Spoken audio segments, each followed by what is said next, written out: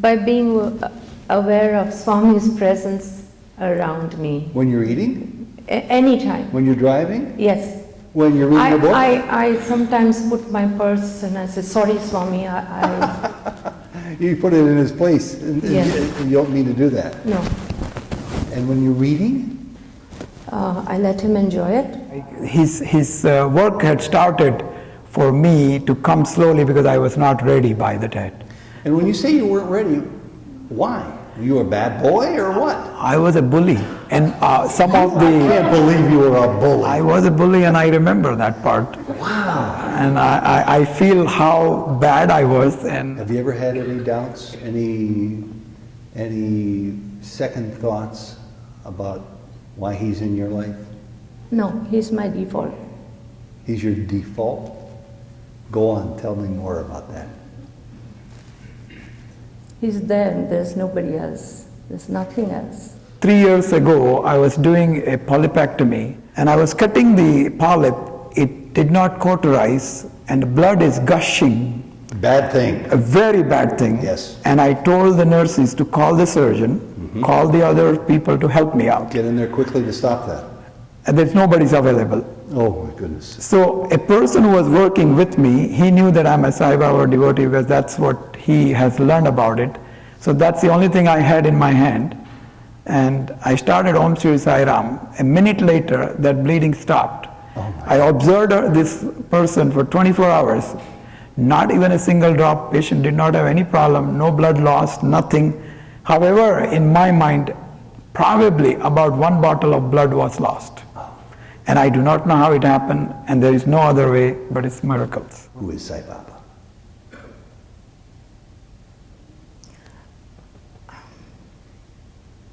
The thought that he just put into my head. That's the one I want to hear. Okay, he's me. His message is to do service. So whenever I get opportunity, no matter where it is, if somebody calls me middle of the night, I answer them whatever way. And my nature, as I said, I was a bully, I was an angry man, has completely changed me. People who know me from the childhood, they all know that this is not the same person. They met me 20 years ago. Who is this teacher?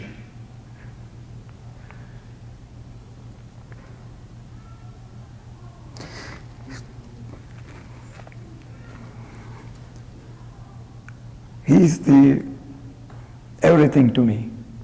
He's my brother, he's my friend, he's my father, he's my mother, he's everything.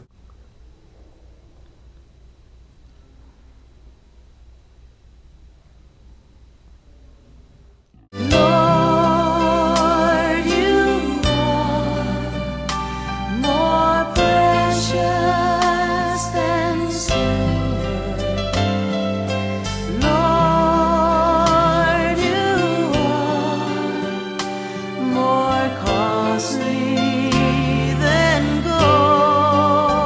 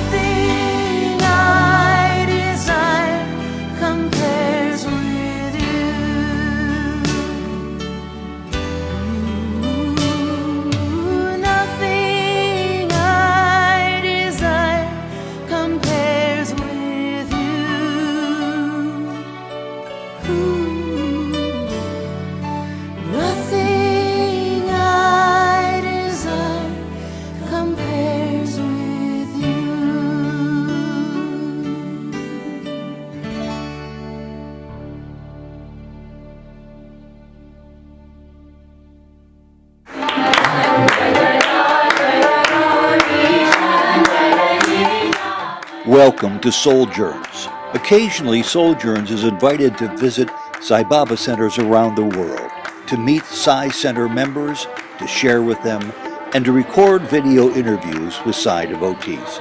On this occasion, on a visit to Ottawa, Canada, we met with two devotees who agreed to share their stories of spiritual transformation.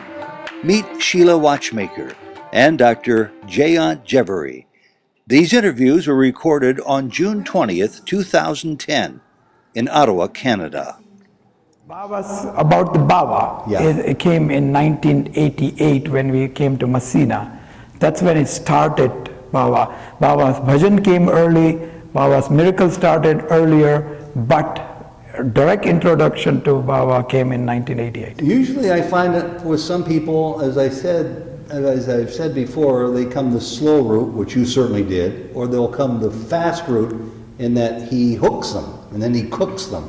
It sounded like he made you linger for a long time, but then he really hooked you. Right, but as I said, his work had started for me to come slowly because I was not ready by the time. And when you say you weren't ready, why? Were you a bad boy or what? I was a bully, and some of I can't the believe you were a bully. Ottawa people Where's your just son? Go ahead. some of the Ottawa people just came and heard from my elder brother, who is father figure to me. He's 20 years older.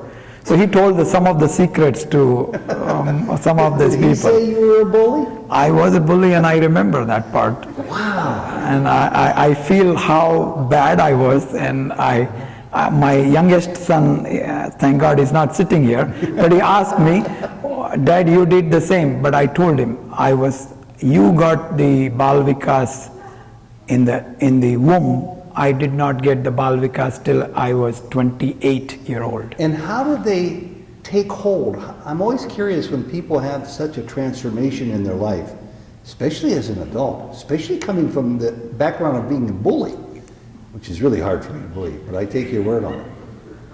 What is it about these teachings or about bhajans or whatever it was that really got you to become serious about the pursuit of this spiritual life? Well, as I said, I was born in the family where the spirituality and the teaching were there to be truthful, to be honest, non-violence, though I was not practicing in young. As I went on... a lot of people have those examples set in front of them, but they still go a contrary way. Well, my mother was a very loving and kind, and she always wanted to do service and teaching and loving, which we started, but not to the degree what we learned after her death, which was the introduction to me in the Sai activity. Mm-hmm. And it picked up from then onwards, and I've never looked back. A lot of people take a look at these videos. I post on the internet videos and interviews with people who have never heard Sai Baba's name, who are just very spiritual people outside of the Sai fold entirely. And they'll look at some of the people who want to see that person interviewed will then watch some of the Sai Baba devotee videos. What can you say to a person who's just open, they're ready, they're primed, they've never heard of Sai Baba before, but they're hearing your story and the dichotomy of who you were as a youngster in spite of your parental model set for you and who you became as a 28-year-old adult? I think the main thing is his teaching, which brought me into deeper, because most of the people, there are a lot of teachers out there in this world ready to teach you. The teaching, what he is, very simple. Love all, serve all, be a nice person. Serve. It's a profound statement Not to do. too simple for an educated man, for an intellectual man? No, for it's a scientific man? very, very simple. Help ever, hurt never. But I'm asking, not too simple for your mind? It is simple, and then you dissect that word. What does it mean? We all know the the words are there, but the action was missing till it came into the picture since 1988. And whenever I get nowadays opportunity, I continue. He came as a teacher to me to do when I was introduced that his teachings are the best way to learn, and my children will learn this simple way with the dissection, learning from the gurus like Sheila Didi. I know her from a long time, and also many others who were in our centers taught us the meaning and went on. I've read only 3 or 4 books, Sai Baba's book, but the first book appealed me, and it took me all the way. That's wonderful. And does Sai Baba play any role in your profession, in your work? On a daily basis. Tell me more. Daily basis. Well, What kind of a medical doctor are you? I'm an internal medicine, primary care, Okay. and I do a little bit of GI and a little bit of cardiologies together. And so practically every single day, every single patient, if I don't understand or understand, doesn't matter. I go with that. I don't look at my schedule. I just go in and spend as much as time I can with the patient. And I'm most of the time 1 hour 15 minutes to 1 hour 30 minutes late in each patient, because I give them More time with the previous patient. You're right. So I go in, but once I'm in the room, I'm theirs. Take me wherever they want to take me. Oh, that's So I mean, simple example I'll give you. I do procedure, colonoscopy, and a simple Been there. simple 3 years ago, I was doing a polypectomy, and I did a polypectomy, and once you do polypectomy, the cautery should work and cauterize it to stop the bleeding as you're cutting. And I was cutting the polyp, it did not cauterize, and the blood is gushing. Bad thing. A very bad thing. Yes. And I told the nurses to call the surgeon, call the other people to help me out. Get in there quickly to stop that. And there's nobody's available. Oh my goodness. So a person who was working with me, he knew that I'm a Sai Baba devotee because that's what he has learned about it. So that's the only thing I had in my hand. And I started Om Shri Sai Ram. A minute later, that bleeding stopped. I observed this person for 24 hours. Not even a single drop. Patient did not have any problem, no blood loss, nothing.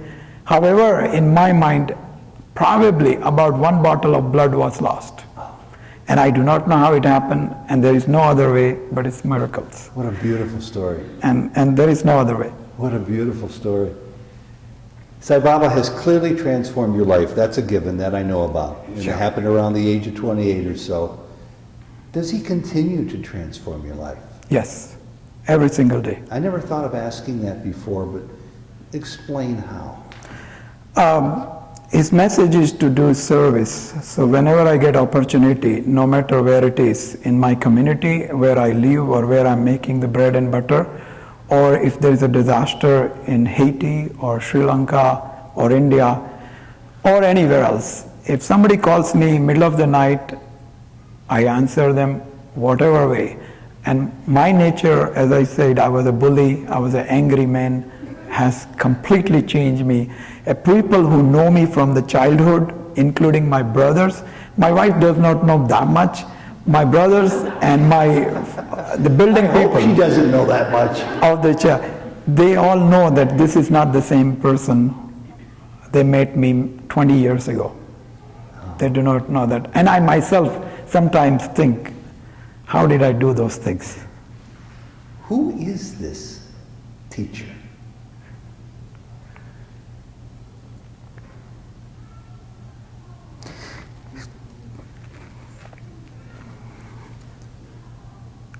He's everything to me.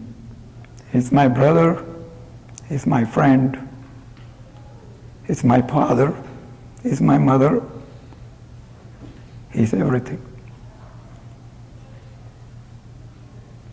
Dr. J, when I hear these words, or if I were to read them on a piece of paper, I'd have a very deep, heartfelt understanding of your convictions.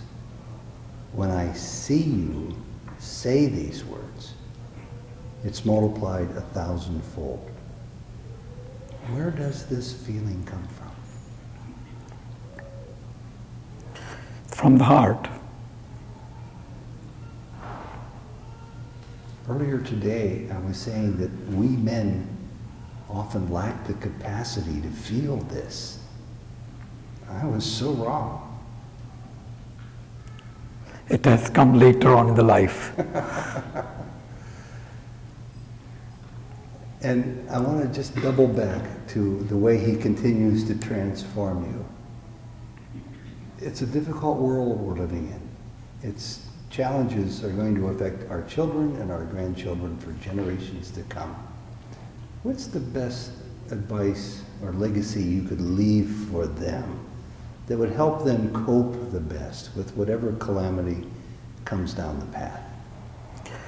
I think the most important thing is to trust him, that he will be there no matter whatever it happens.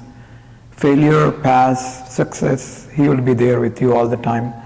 Continue to follow his teaching, and that's what I taught my children, the same thing. And I want them to continue. I want them to be a valuable player of this world, best citizen of this world, not a burden, helpful, compassionate, loving, caring, and giving. And when you say caring and giving and you speak from your own personal experience, what constitutes the best form of seva? And while I ask that, I'm going to look around to see if I can find the pad with some questions on it. Where's your son? Where did he get to? Oh, in a minute I want you to bring that pad up here. What constitutes the best form of saving? What constitutes the best type of seva in your mind? I think service to being, I didn't mean human being, any animals, anything. Whatever way you can do the service, even a thoughts, bringing a good thoughts in their mind is a service. And I think service starts from helping any being in any form. Dr. J, I've been given a list of questions from the audience, and it's going to be interesting to read this first one. The question is, by the nature of this question, you would know who this is. You are such a wonderful person, extending such positive, loving energy. What part of you makes this so possible? It's my heart, maybe. I don't know myself. What is your biggest fear? Another person wants to know. I think, as Sheila Didi says, that I want to make sure that I don't do anything wrong. And to hurt as I always told people, that whenever we're serving Swami, and anything you do, it's impact on him and not on me. And let me run this by you real quickly. He has said, don't worry, for I have willed it. So let's say for a moment that maybe you think you've done something wrong. Doesn't his saying help you at all?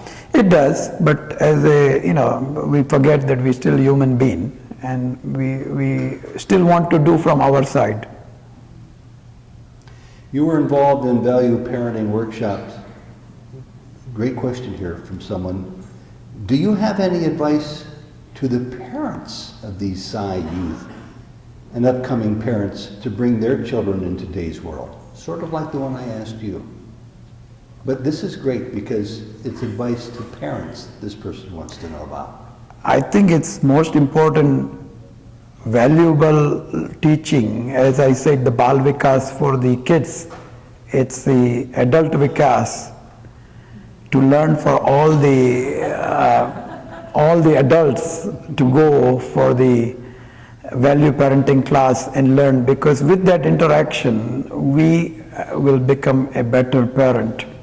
And I advise anybody who has not taken to take that course. I didn't know about this until I read it from one of the questioners here. How do you see Sai in your relief experiences in the Haiti earthquake?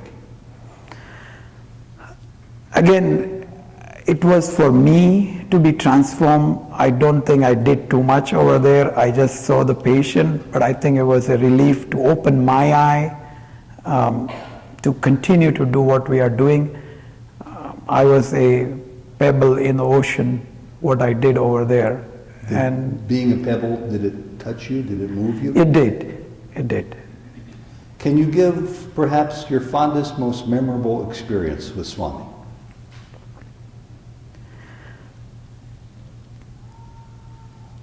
I had a Pad Namaskar 2 times with him, and day one I've seen him in Parthi. He has direct vision with me. I've never spoken to him. However, every time I've gone, he has looked at me, and that makes me happy enough. And nowadays, just looking at his picture right here, it appears that he's directly looking at me. Well, That makes me happy. don't you think he might be? He is. This question can be taken one of several ways. I better make sure I read it right. How do you expect your sons not to be like what you were? They're already not there. Because that's why I gave them the sacrification. As if you don't know probably, I drive hour and 45 minutes to bring them into this center just because I don't want them to be like me. Well, that's a When I'm Leela, here. because you have no way of knowing this, and it's in a different handprinting, so it's from a different person. But the next question is, you drive an hour and 45 minutes every week to come to this center and to bring your children to SSC program. How did you motivate them to join you to come here for this spiritual exposure? First 2 children had gone to Cornwall Center, which was about 30 minutes away, and which was not bad. And so we were going about 30 minutes. In the last 5 years, I have come to this center, though I have come always for the retreats and special occasions, which we used to get the emails, or if not, Sheila Didi or somebody will call and let us know that there is some occasion going on, and we used to come. And my children all enjoy right from the childhood, because they have seen nothing but this. I had seen more than they seen, so they did not know anything better. And this is a great question. This may be the last question, but I'll look back to see if it is or not. But it's one I ask in different words all the time. Many people are praying night and day to see God or to ask God for help, when God is right here in the physical form. Why do people not recognize Him? I think that's their karma, it's a will of God, and I think as Robert Bruce had said that when your turn comes, you are there, what you have done it, and we don't have any power. I think we have no will, so only will is discrimination, and whether to pray or not to pray, that's the only thing, and that brings from your karma. That's what I feel. And when my turn came, I was opened up and went on. I think that's worth underscoring for another second or two, because I found myself using that more or less same explanation, and the question came up to me recently, and the thought came directly, I'm sure, I hope it did, from Swami into my mind, my cluttered mind. Because a lot of people, including myself, have trouble thinking that you are special, or that she is special, or that he is special. There's no special people. No. None of us is special. No, everybody's special. But there are people who have been given the opportunity to draw ever so close to Sai Baba's form and his heart, while millions, billions haven't. Karma seems to be a real good explanation for that. I think that perhaps others have been waiting thousands of lifetimes to even hear his name, which they haven't yet, but perhaps you've lived thousands upon thousands of lifetimes, and that your number is up right now. Probably. Even in Rama's yuga and Krishna's yuga, a lot of people did not believe. And same thing happened probably for us, those who are lucky here, who knows about the Sai Baba. And I'm glad that not everybody knows, otherwise my turn will never would have come. So I'm very, very pleased that I can go very near to him. Not that they can come if their karmas are there, but if whole world will go, I don't think that Ted and me will be there, near to will be looking at the pictures, and how, as he's indwelled in our heart, so it's there. Now we have, the seats are there all the way. Sai Baba has given you so much, so very, very much. Is there anything lacking in your life? Is there anything you still want? No, I don't.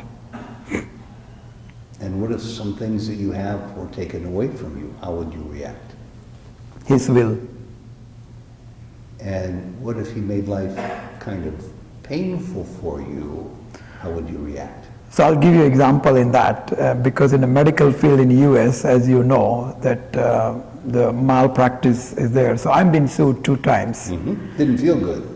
No, it went through. I'll give you an example, because the first was $10 million, and second was another $10 million.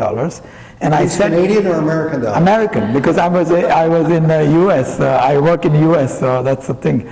And in the U.S., $10 million. I was sitting in the court, and I don't want to tell you, but the judge was sitting there. Next to it, there are 2 chairs empty, and I see every single day Sai Baba sitting there. And the only thing I told my lawyer, please be truthful. If I lose, so be it. I am ready to go wherever he puts me. And between the case, halfway through, the opposite side came and said, we want to settle. I said, no, I am up to here. I want to sink or swim. There is no in between. Because if my destiny is there to lose, because in my mind, I did the best what I can, death can occur. Well, as I said before, it's very clear to me, these video interviews of wonderfully beautiful Sai devotees are not for other devotees to see as much as they are for me to be a part of. Your story is overwhelming, just as the story before you and all the stories that I've ever heard.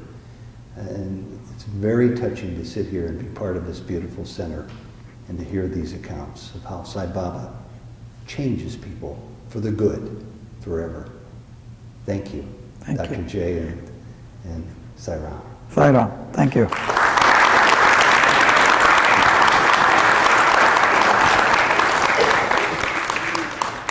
In 1964, I was introduced to Satha Sai Baba. When I really came in touch with Satha Sai Baba was many years later. And at that time, I did not like his picture at all. And can you tell us why? I just didn't like it, the way he looked, the picture I saw. So how did you warm up to him then as Baba if you had these sort of negative feelings initially? I started reading, the first book was Prema Vahini, and I told him, make me love you. So you challenged him very directly. You were a tough cookie. Tell me about when you finally decided to make your first visit to see him in the form. When was that, and what did it do for you? I didn't know I was going to go. In 1983, the then Sai Center was another center in this town. The devotees there got together and they said that Swami is going to be giving a guru's workshop, and they wanted a few people to go there. And I was picked out of the hat. And when you went to this guru's workshop, what did you expect? Did you have any idea of what it was really meant to be? No, I had no idea. And I was told that when I arrived there, well, a year before that I had given up eating rice because I was told it's rare to get his Pad Namaskar. So I said, I wanted his Pad Namaskar. So I said, if I give up rice, maybe he will give me a Pad Namaskar. For That's a big sacrifice for anybody I coming ate from... rice 5 times a day. Just a little bit of a sacrifice, especially coming from the Indian culture where rice is a mainstay in the diet. I didn't know 5 times a day. So no small sacrifice. How did it make you feel when you were in the midst of giving up that rice for such a long period of time? Did you feel like you were about to have... No, it was a challenge.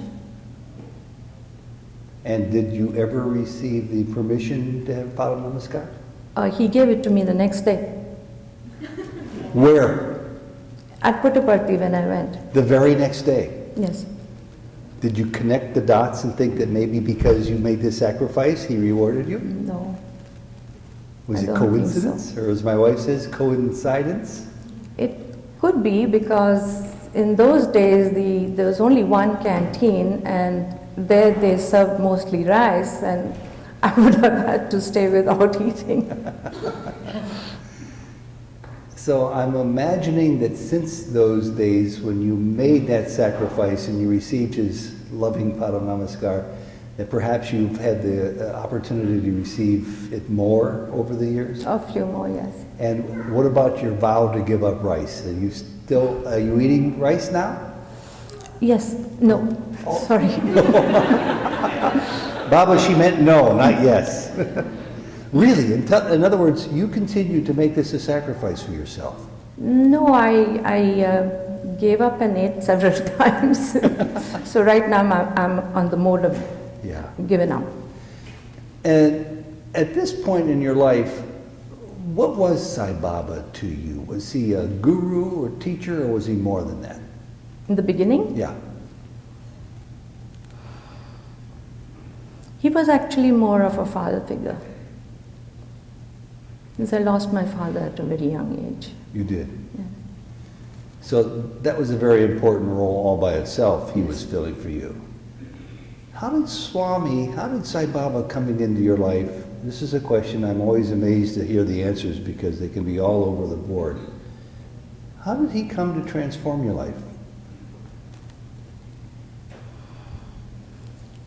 He probably took pity on me, thinking that she needs reassurance and love. Mm-hmm. So.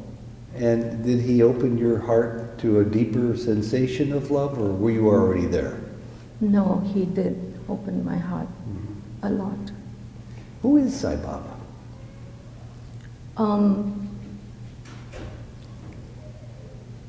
He is the strength and force of love that I see all around me and within me.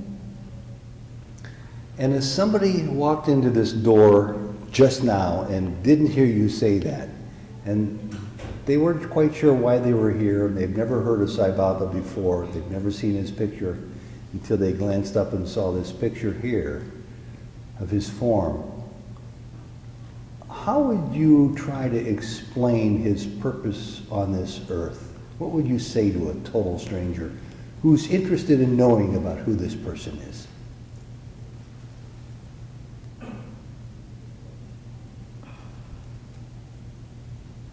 Well, they need to know about him, they need to read about him, they need to understand first who he is. And over the years since you've come to know him, have you ever had any doubts, any second thoughts about why he's in your life? No, he's my default. He's your default? Go on, tell me more about that.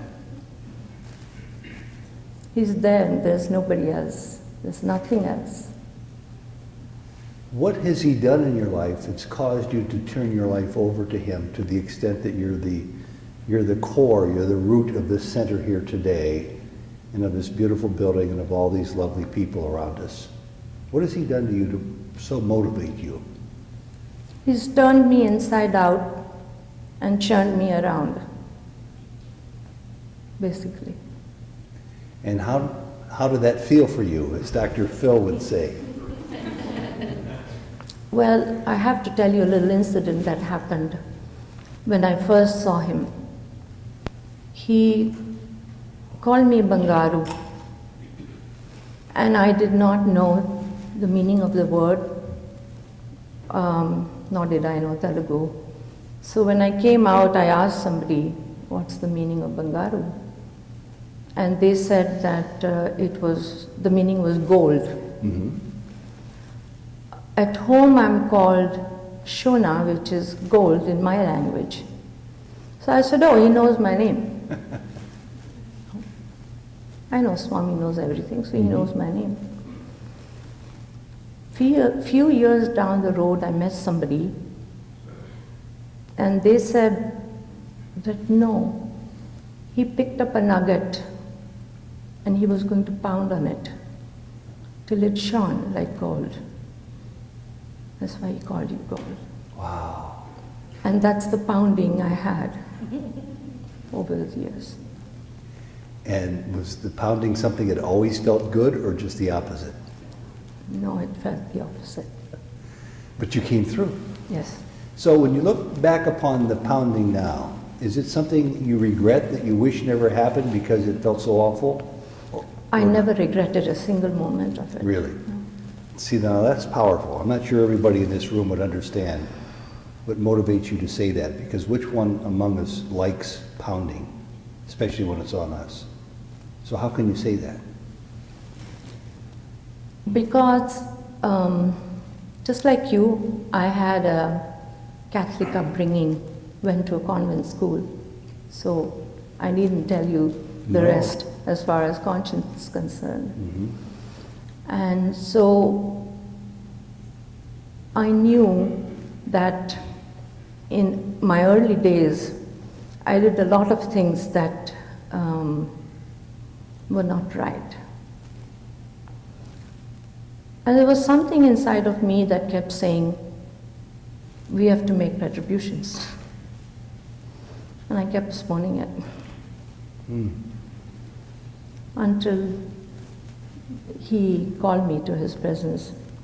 And the reason that he gave me the Guru's training of 5 days was not so that I will impart the knowledge to the children here, but it was as if he had picked, the teacher had picked the most mischievous child in the class and told the child that he will be the monitor for the class. Pretty smart. So there is great wisdom and cleverness in how he treated you. Mm-hmm.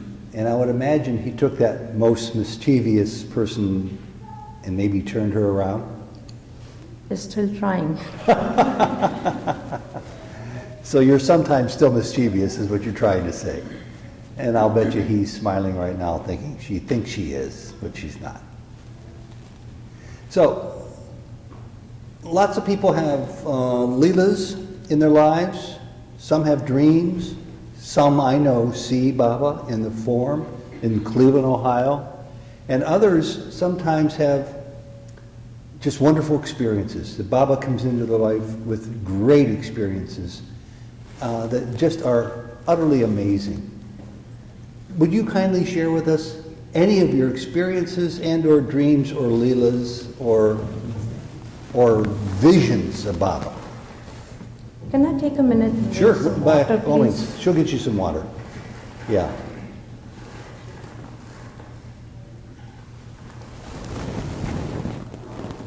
And when you get some more questions, bring them on over here then too, okay?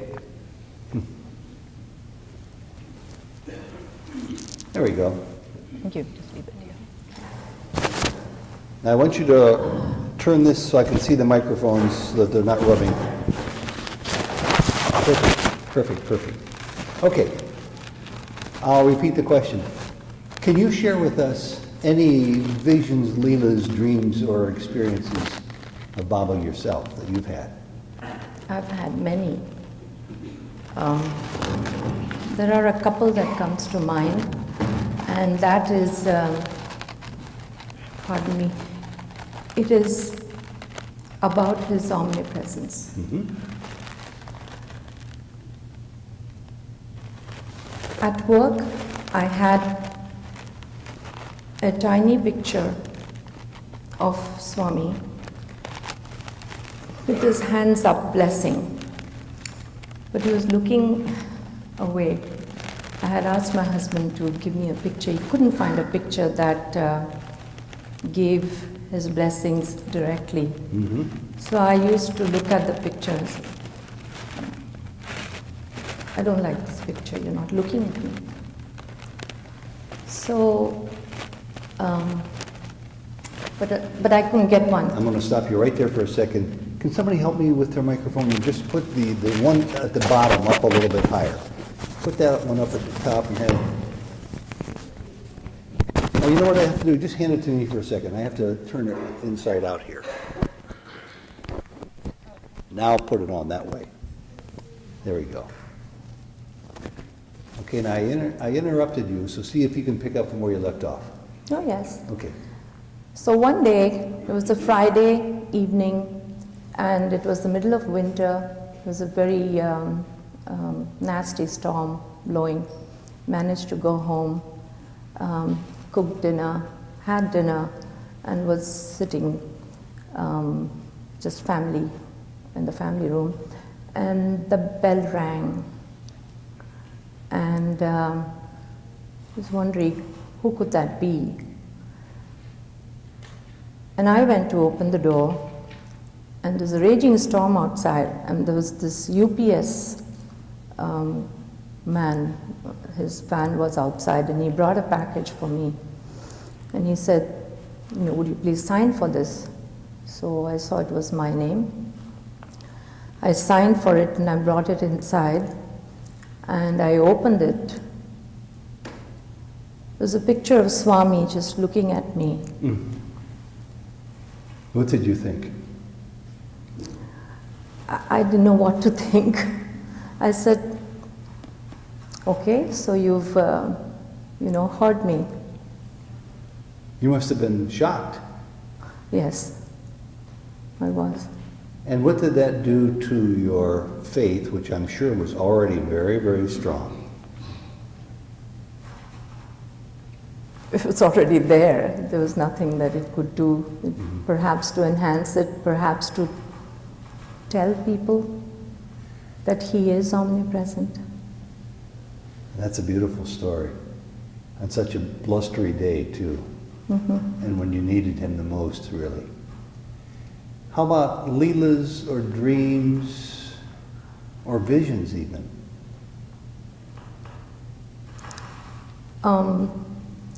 I had a dream recently,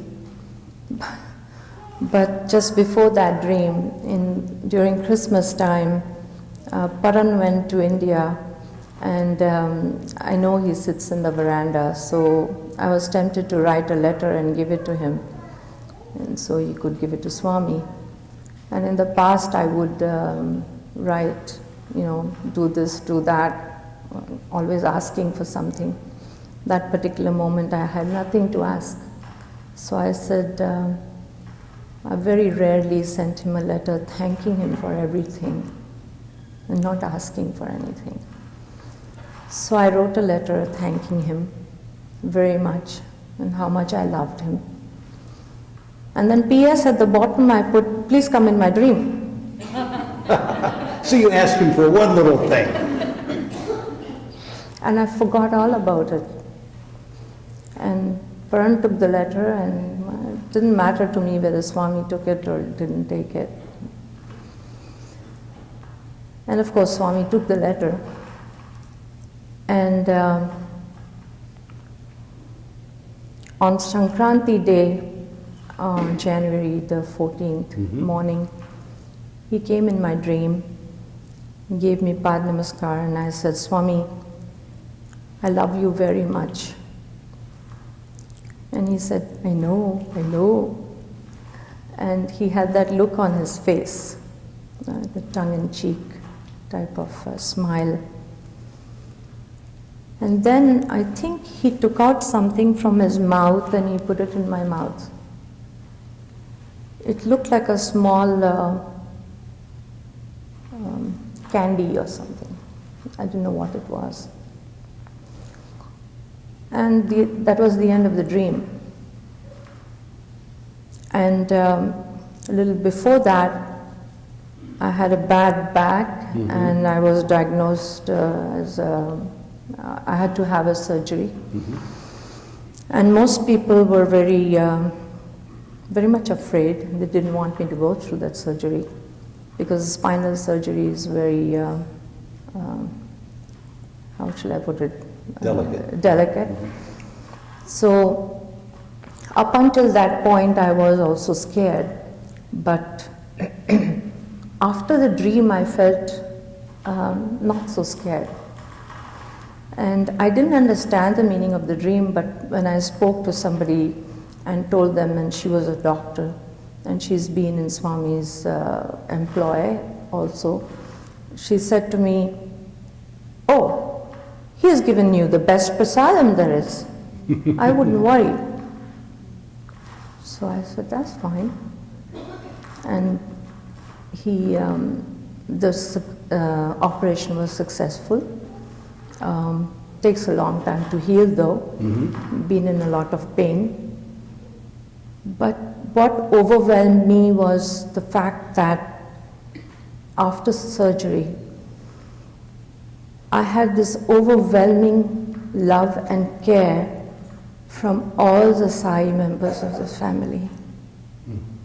And they brought tears to my eyes. There was so much love and so much care. I couldn't believe it. Till it suddenly dawned on me that when he said, I know, he was thinking, wait till you see my love. Aren't you glad you wrote that letter? Well, we know that he makes us do everything. Aren't you glad your letter was primarily an expression of gratitude? Oh, yes. And I'm going to ask you to speak a little bit more on that as I look around to see where that pad is. Do we have any questions on there? You can bring that up and tell me the difference and the importance, if you will, regarding that letter you wrote, because it had two wonderful expressions of yourself and your love. One was a request at the very bottom, Swami, will you come in my dreams? And the first one, the larger part, was one of gratitude. Why are both of those important, or which one do you feel most drawn to today as you sit here sharing these stories with us? The one of gratitude. Why?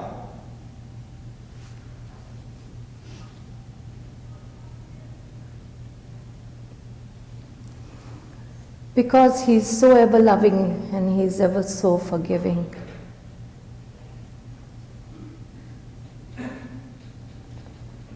He's always been with me. So well put. We got some questions from the people here from your center. Sai Baba says, now you are my message. How do you live up to that mission? He used to say, what is your message, Baba? My life is my message. And now he says, your life is my message. Tell me what that means to you. Well, that means I have to have the constant integrated awareness of Swami's presence all the time and act according to his teachings and his will. Tell us what your first job was in Canada and how you got that first job.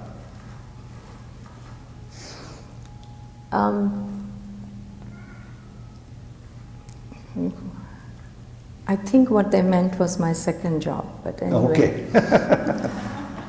It's her second job. I went for the interview. It was a temporary job interview. And on the way, I told my husband that if this lady offers me a permanent job, then I'll know that Sai Baba does miracles. So he said, oh, you're being very harsh. And I said, well, I need to challenge him. And so when I went for the interview, after a while they said, you know, the job was mine, that it was permanent. And they started telling the details of the job, and I was like so tongue-tied, I couldn't speak. Hold on one second. Could you help? Is it me? It may be. What I'm going to do is just briefly take the hand mic, and we'll take this one off, and you're going to hold the hand mic.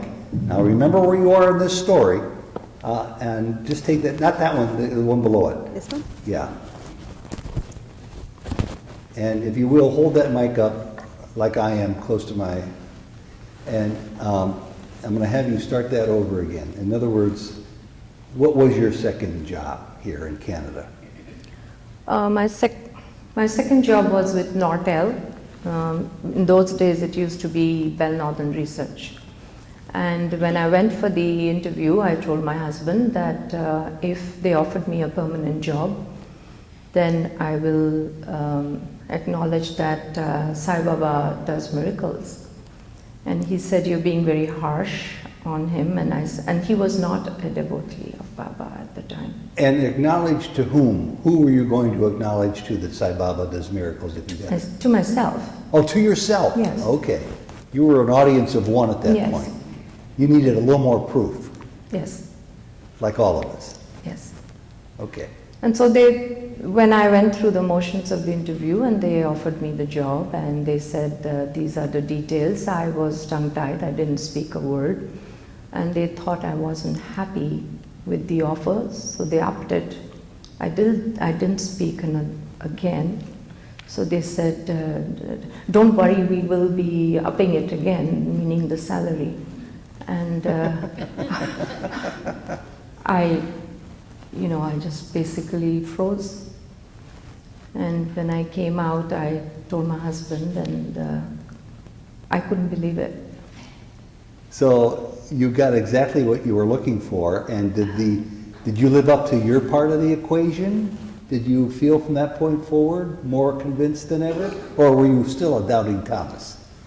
No, he had come in my dream a couple of weeks before that, and he had assured me, because we had just come from England, and we were well settled in England, and our two boys were very upset, and they didn't like it very much here, and I did not want to go back to England.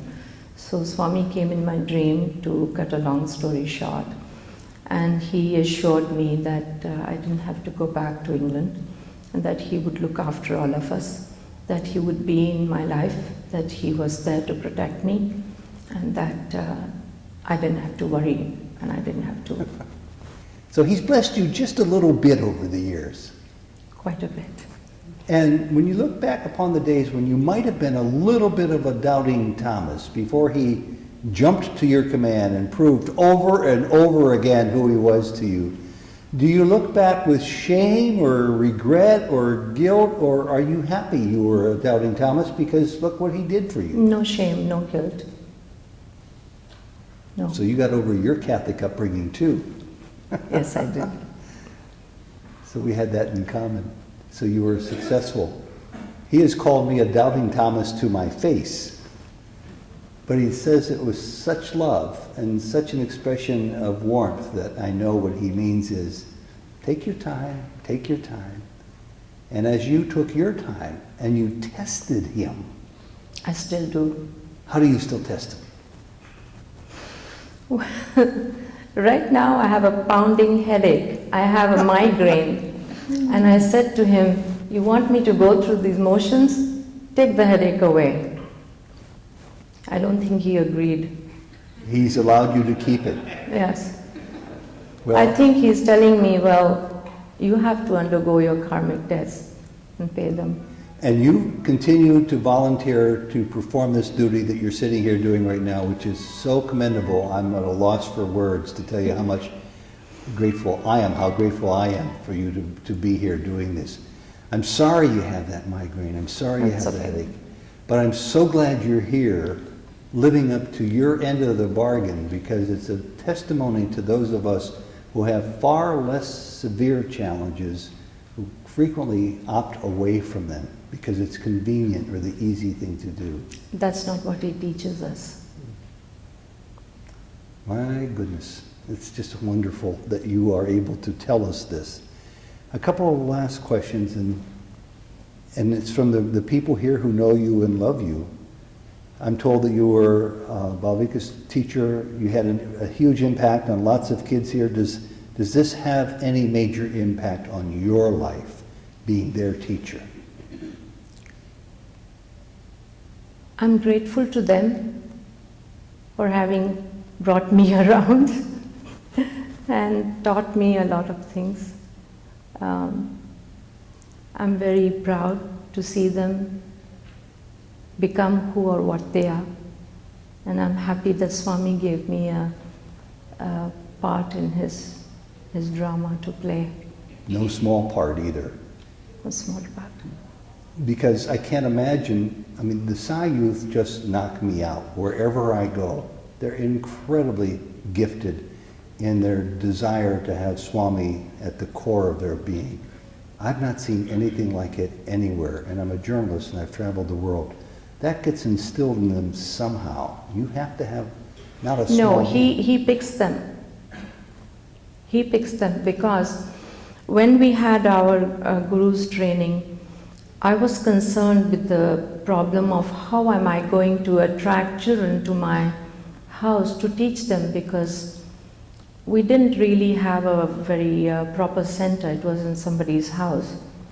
So he had said that he would answer all the questions that we had. And one of the questions was, how do I attract children and teach them, give them this training? And he said, don't worry about that. I'll send the children to your door. So, and he did. He sent the already minted children, yes, who were like rocket ships ready to blast off for their spiritual voyage to yes, your door. He picks them. What a wonderful thought. Do you totally believe that, or are you just hopeful that that's the case? No, I totally believe that. I do too, because the people I meet, no matter what their age, they're exceptional. I interviewed a Sai family 2 weeks ago, leaving our community. The young boy opened his mouth and wisdom of the ages came out. And I said, Shivram, how old are you again? Well, I was just 13 until a week ago. It just floored me. And anybody who has seen this interview. And I'm aware of Baba children. I'm aware of these people who incarnated to, in a way, be teachers to thousands of other people. So it must make you feel very warm inside to know that you're having a hand in molding them and getting them ready for their mission. Well, what I'm thinking right now is, don't bring my ego up. Okay, forget what I said. Forget entirely what I said. But the truth is, you do have a hand in this. And maybe it's for them to be teachers for you. Have you, back to the original question, have you learned from them? A lot. So that won't hurt your ego at all. No. You're a good student. 2 last questions. Very simple one. What is your worst fear?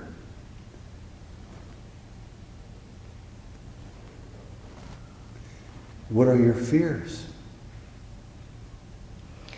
My worst fear would be to bring calumny, to bring a bad name to Swami. Mm-hmm. You know, through my conduct. He says we're destined to have our own names and reputations damaged as ways for us to grow spiritually.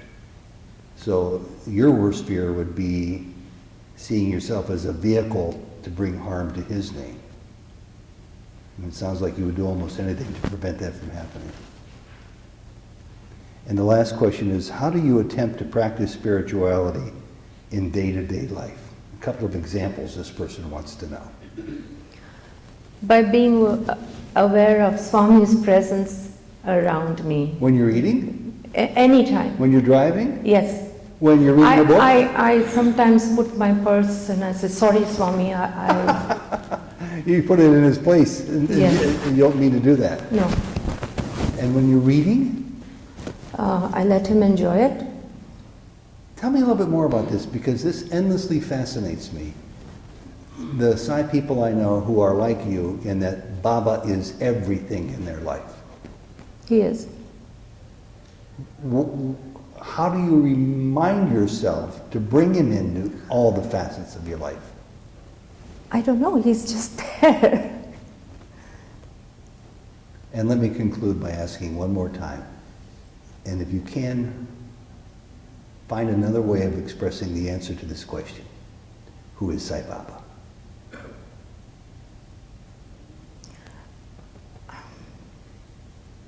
The thought that he just put into my head, That's the one I want to hear. okay, he's me.